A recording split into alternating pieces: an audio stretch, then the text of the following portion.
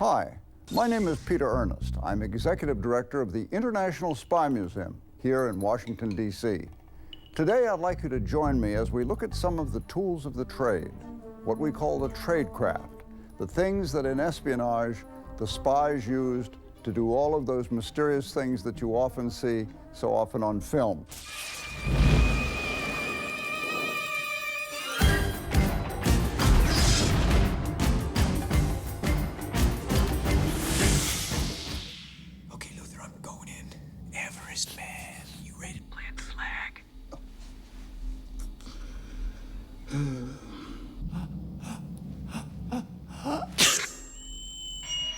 Damn. Krieger from here on in. Absolute silence. People always hear about bugging places and bugs and bug this and bug that. Basically, it's a listening device. It's a microphone. If you look at the end of World War II, a bug was about as big as your fist. And if you look at the development right through here to the present, that probably could go into a martini olive, although it has a tail sticking out.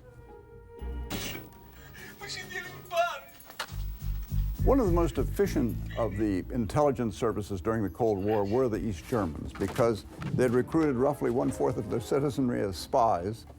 So when foreigners came into the country, they channeled where those foreigners went, what hotels they stayed in, where they would go, and where they could travel. Get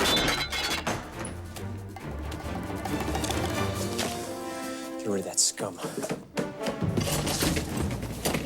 One of their cute tricks, if you will, was to use this device, which has been referred to as a hole-in-the-wall camera. And all that means is they took the rooms in the hotel where they were going to funnel the people of interest. They pre-positioned a cavity in the wall, so when the camera was there with this very long lens, it was shooting exactly where they wanted it to be, which might be the sofa in the living room, the coffee table, perhaps the bedroom.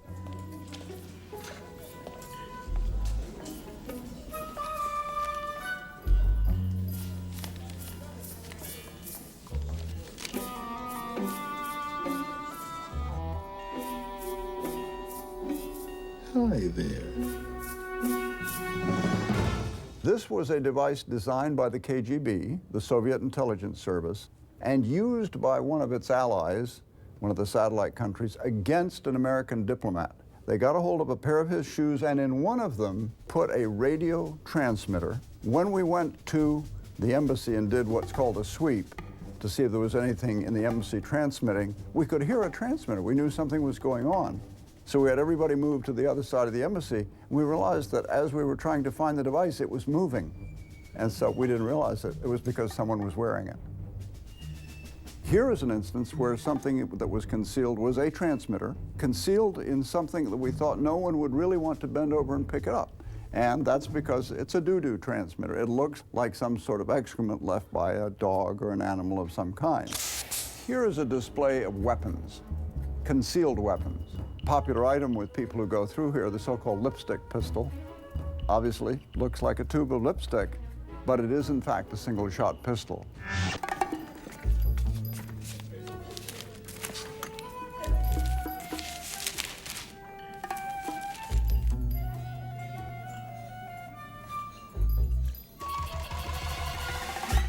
This too was designed by the KGB, the Soviet intelligence service. And in this case, the victim was standing near Waterloo Bridge in London, felt a jab on the side of his, on his leg, and later he had discomfort and pain and went to the hospital. He later died. And what that injected, you can see there's a triggering mechanism up here, was ricin. Let me give you an example of something that you might look at and say, oh, how could anyone use that? You'll notice that the young lady here is wearing a large wristwatch. This is a video camera. It's easy enough for her to keep her jacket on and her sleeves down so that the watch is not even visible. But when she's ready to shoot and the target is not looking straight at her, she can make a gesture like bringing her hand up to a face, which exposes the camera and the lens, and she can take the picture. Good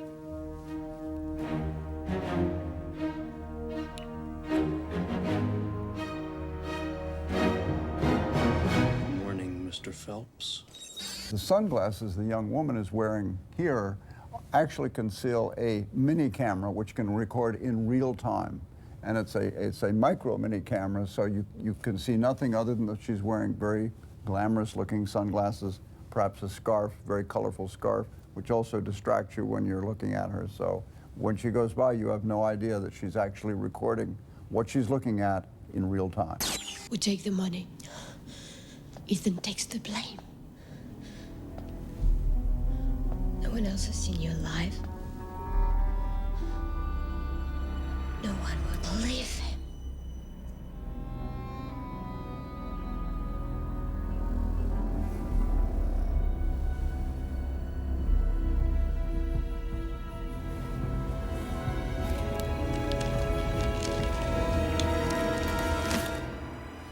I think one of the things that intrigues people about the espionage business is disguise.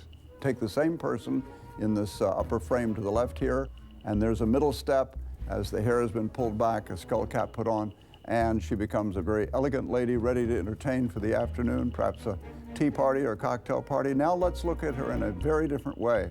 This is also her down in the bottom row, and now she is a he and is a Sikh. Thank you for joining me today. I hope that met your expectations in getting a glimpse at least some of the tools of the trade in espionage.